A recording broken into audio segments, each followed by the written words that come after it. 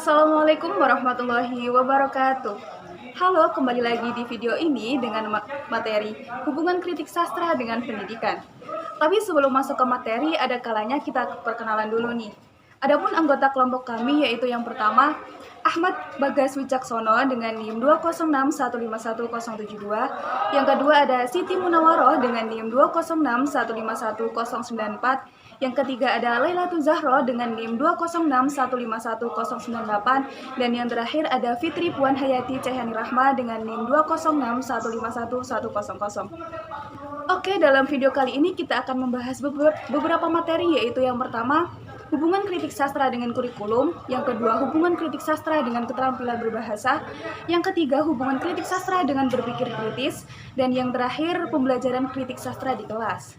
Tapi sebelum masuk ke materi, saya akan membahas sedikit mengenai kritik sastra.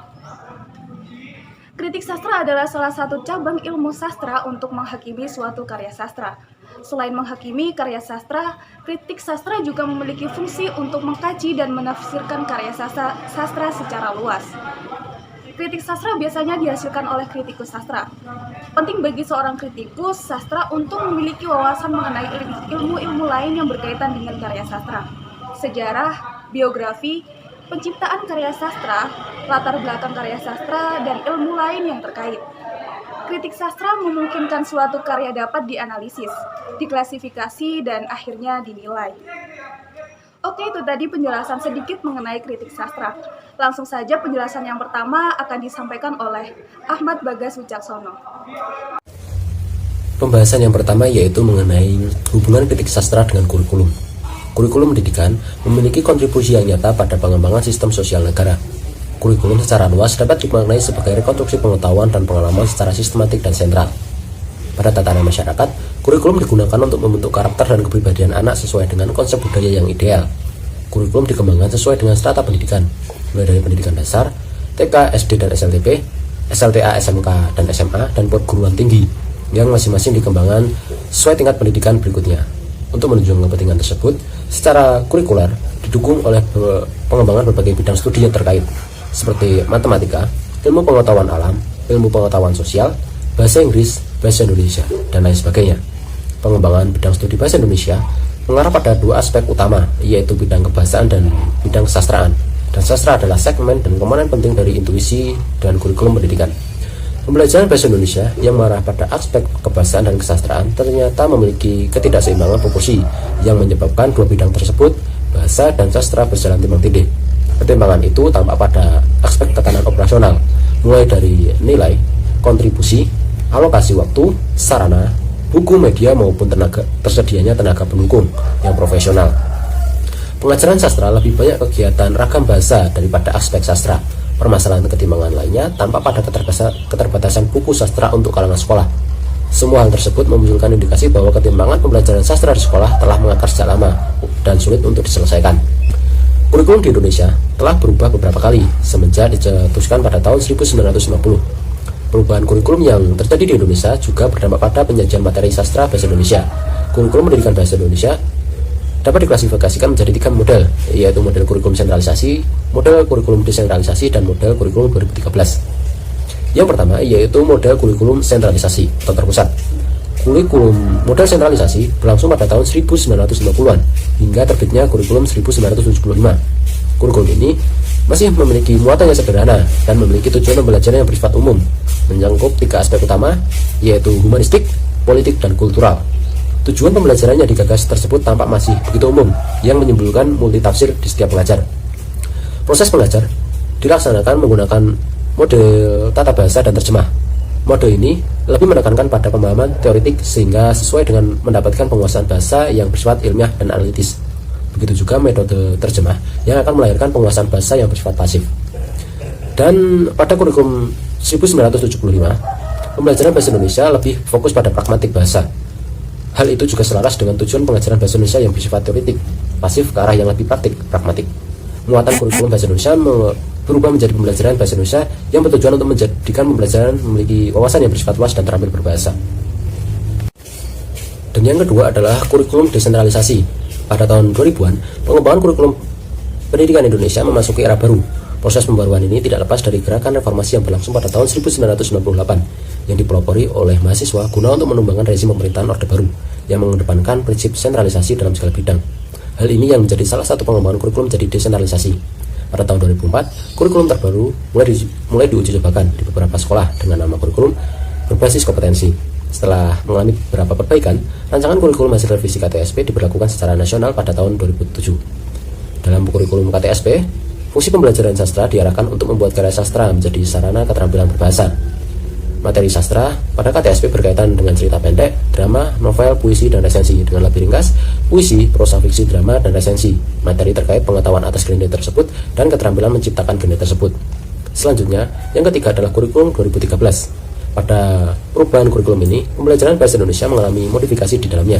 Apabila pembelajaran bahasa Indonesia, KTSP lebih memfokuskan kemampuan berbahasa dan bersastra yang diwujudkan dalam keterampilan secara lisan maupun tulisan, berbeda dengan kurikulum 2013, mengalami pengembangan dengan lebih menekankan pada sarana pengembangan kemampuan dan keterampilan menara secara ilmiah. K13 berasaskan pengembangan teori belajar bahasa yang mutakhir dengan pendekatan Greener-based, Greener Pedagog, dan Constant Language Integrated Learning. Perubahan aspek ini tidak terlepas dari realita bahwa daya penalaran siswa Indonesia masihlah sangatlah rendah. Tujuan pembelajaran sastra penting untuk memperbanyak pengalaman peserta didik dan membuatnya lebih responsif terhadap peristiwa di sekitarnya. Selain itu, pembelajaran sastra di sekolah yang terpenting adalah apresiasi atau kritik sastra. Pengajaran sastra di sekolah menekankan pada sastra untuk mencapai pengajaran itu sendiri. Sastra tidak dapat dipisahkan dari bahasa dan budaya, karena memang demikian, seorang sastrawan merupakan bagian dari budaya dan bahasa. Dalam K13, pembelajaran bahasa Indonesia perlu kehadiran konteks, situasi, dan budaya, karena keduanya mempengaruhi terciptanya suatu teks, mengimplikasikan adanya kesetaraan antara pembelajaran berbasis teks dengan filosofi perkembangan kurikulum 2013. Pada kurikulum 2013, secara tidak langsung, tampak bahwa pembelajaran sastra bertujuan agar siswa memanfaatkan dan menghayati karya sastra, guna untuk memperluas wawasan, budi pekerti, dan kemampuan berbahasa. Selain itu, dengan pembelajaran tersebut, siswa juga diharapkan lebih bangga dan menghargai sastra Indonesia sebagai khasanah budaya dan intelektual masyarakat Indonesia. Namun, tujuan yang demikian tampak sia-sia bila tidak selaras dengan alokasi waktu yang memadai. Sebagai perbandingan antara kurikulum yang pernah berlaku di Indonesia, tampak bahwa proporsi pembelajaran sastra dapat dikatakan cukup memprihatinkan. Pertama, pada kurikulum 1994 sudah cukup baik. Pembelajaran sastra dalam segala hal difokuskan pada proses apresiasi sesuai tingkat kemampuannya, sehingga pembelajaran sastra bisa menumbuhkan kecakapan peserta didik dalam menilai, mengkritik kekurangan dan kelebihan suatu karya. Dengan kecakapan itu, siswa dapat menciptakan karya baru yang bermutu, baik dalam satu genre atau yang lain. Kedua, kurikulum BK 2004 dan KTSP 2006, pembelajaran sastra masih memperoleh kadar dan porsi yang banyak. Hal itu menjadi suatu kebanggaan bagi pemerhati sastra. Namun sejak dilangsungkannya K13, sastra berangsur-angsur memperoleh pengurangan porsi, sehingga tampak bila sastra dalam K13 tidak secemerlang kurikulum sebelumnya, yaitu KTSP 2006. Dalam kurikulum 2013, pembelajaran bahasa Indonesia hanya berkaitan dengan teks, sehingga pembelajaran sastra dalam kurikulum 2013 makin memudar dikarenakan fungsi bahasa Indonesia sebagai penghala ilmu dalam mata pelajaran lain. Fungsi tersebut membuat bahasa Indonesia harus beradaptasi dalam segala materi. Sastra dianggap tidak memiliki peran untuk mengakomodasi materi pembelajaran lain, sehingga teks yang dipelajari lebih dibebankan pada bahasa. Pada sejatinya, pembelajaran sastra dapat digunakan untuk membangun karakter bangsa, di samping ilmu pengetahuan dan teknologi. Sastra diklaim mempunyai andil besar untuk memajukan kehidupan bangsa dan negara. Suka duka kehidupan bangsa, pengalaman, kecerdasan, dan berbagai kisah dapat dinikmati dan dihayati serta menguatkan emosi batin siswa melalui bacaan sastra. Demikian materi hubungan kritik sastra dengan kurikulum, dan untuk materi selanjutnya akan disampaikan oleh teman saya. Baik, saya akan menyampaikan materi poin kedua, yaitu mengenai hubungan kritik sastra dengan keterampilan berbahasa. Pembelajaran sastra tidak terlepas dengan aspek keterampilan berbahasa. Menurut Lazar, dalam mengajarkan sastra, siswa harus diperkenalkan beberapa keterampilan yang dapat membentuk kompetensi bersastra mereka. Dalam dunia pendidikan, penerapan bahasa diterapkan dalam 4 keterampilan berbahasa, yaitu membaca, menulis, menyimak, dan berbicara. Keterampilan berbahasa terwujud melalui pengaplikasian bahasa secara produktif dan reseptif. Keterampilan produktif menekankan pada pemakaian bahasa untuk menyampaikan pesan, ide, gagasan, maupun pendapat kepada orang lain. Keterampilan reseptif menekankan pada pengaplikasian bahasa untuk memahami pesan, ide, gagasan, maupun pendapat dari orang lain. Melalui pembelajaran keterampilan menyimak dan membaca, peserta didik dapat meningkatkan kemampuan dalam menghayati, menikmati, dan memberikan karya sastra. Peserta didik yang memiliki kemampuan membaca karya sastra yang baik tentu akan mendapatkan perbendaharaan kata yang cukup mumpuni, dan tentu saja hal ini membantu dalam kemampuan berbahasa yang lain seperti kemampuan berbicara dan menulis. Keterampilan membaca dalam aspek sastra juga terkait dengan membaca pantun, teks drama, dongeng, cerita pendek, hikayat, dan novel. Dalam materi pembelajaran bahasa Indonesia, peserta didik mendapat porsi bacaan yang disesuaikan dengan tingkat pendidikan. Cahyani berpendapat bahwa kemampuan menulis siswa masih lemah, baik kecakapan konsep atau karya tulis, kesulitan menuangkan ide, rasa takut menulis, kurang percaya diri, kurang mampu mengorganisasikan karangan, kemudian mengembangkan paragraf, menata bahasa yang efektif, menentukan kosakata, mekanisme, serta teknik menulis menjadi faktor kesulitan dalam menulis. Hal itu tidak terlepas dari literasi yang kurang membudaya di sekolah. Pada jenjang SD, materi menulis sastra masih cenderung sulit. Siswa mayoritas hanya diajak untuk menuliskan cerita biasa yang lebih mengarah pada deskripsi atau biografi, bukan teks sastra. Kemudian pada jenjang SMP, pembelajaran sastra mulai diajarkan dengan menulis gagasan kreatif, cerita imajinasi, menulis gagasan perasaan, dan pendapat dalam bentuk teks puisi, kemudian mengungkapkan pengalaman dan gagasan dalam bentuk cerita pendek. Pada jenjang SMA, materi sastra, aspek keterampilan menulis cenderung kompleks, meskipun porsinya masih minim dibandingkan dengan materi kebahasaan. Kemudian, keterampilan berbahasa dalam pembelajaran sastra dan penekanan pada kritik sastra diarahkan pada tataran mengomentari dan menceritakan kembali. Pada jenjang SD, menceritakan kembali teks dongeng binatang, kemudian mengkomunikasikan pendapat pribadi tentang isi buku sastra, dan didukung oleh alasan dan melisankan puisi hasil karya pribadi, penjelasan tentang tokoh, tuturan, dan tindakan, serta penceritaan penulis. Pada jenjang SMP, menceritakan kembali isi teks narasi atau cerita imajinasi, kemudian menyajikan tanggapan terhadap isi buku fiksi atau non-fiksi yang dibaca, dan memerankan isi fabel atau legenda daerah setempat. Kemudian penceritaan kembali isi teks ulasan tentang kualitas karya, dan menyajikan tanggapan terhadap isi buku fiksi atau non-fiksi yang dibaca. Pada jenjang SMA, pembelajaran berbicara mengenai penceritaan kembali isi cerita rakyat yang didengar atau dibaca, dan mendemonstrasikan satu puisi dan antropologi puisi dari kumpulan puisi. Dalam kurikulum 2013, materi yang ada dalam kompetensi dasar disampaikan dengan redaksi baik tulisan maupun lisan. Pada jenjang SD berkaitan dengan menyimak puisi anak atau syair lagu yang diperdengarkan. Kemudian menyimak diajarkan pada isi dan amanat puisi. Menggali informasi penting dari teks narasi sejarah yang disajikan secara lisan dan menggali isi dan amanat pantun. Pada jenjang SMP meliputi menjelaskan isi teks deskripsi objek, mengidentifikasikan unsur teks narasi atau teks imajinasi, kemudian menelaah struktur dan kebahasaan puisi rakyat, menyimpulkan unsur-unsur pembangun dan makna teks puisi yang diperdengarkan. Pada jenjang SMA, pembelajaran menyimak diarahkan pada pengidentifikasian nilai-nilai dan isi yang terkandung dalam cerita rakyat, kemudian mengidentifikasi suasana, tema, dan makna beberapa puisi yang terkandung dalam antologi puisi yang diperdengarkan, analisis isi dan kebahasaan drama yang dibaca atau ditonton, dan mengidentifikasikan alur cerita. C. Hubungan kritik sastra dengan berpikir kritis. Pendidikan merupakan mekanisme yang begitu penting dan sarana yang efektif guna memajukan sumber daya manusia yang kreatif, inovatif, dan efektif, menurut Gold dan Rau. Mempelajari sastra dapat digunakan untuk mengasah kemampuan berpikir setiap siswa. Untuk dapat berpikir kritis, siswa harus mahir dan cakap dalam 4 keterampilan berbahasa, yaitu keterampilan berbicara, menyimak, membaca, dan menulis. Karya sastra memberi peluang untuk melibatkan seseorang dapat mengalami emosi tertentu dan mendorong mereka untuk mengekspresikan ide tentang budaya yang tersirat dalam karya-karya itu.